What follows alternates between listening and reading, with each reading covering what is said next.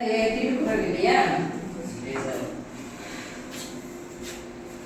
இந்த திருக்குறள் பார்த்தீங்கன்னா உலக பண்பாட்டின் தமிழகத்திலும் பங்களிப்பாக அமைந்த நூல் திருக்குறள். இந்த திருக்குறள் வந்து என்ன செஞ்சாரு? திருக்குறள் படிச்சிருக்கீங்களா?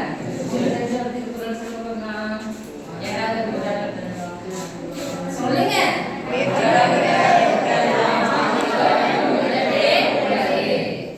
இந்த திருக்குறள்ல பார்த்தீங்கன்னா ஜாதி, இனம், நாடு இந்த வேறுபாடு இல்லாம அனைவருக்கும் பொருந்தக்கூடிய வாழ்வியல் செயல்பாடுகளையும் வாழ்வியல் நெறிமுறைகளையும் சொல்லக்கூடியதுதான் என்னது? திருக்குறள். சரியா?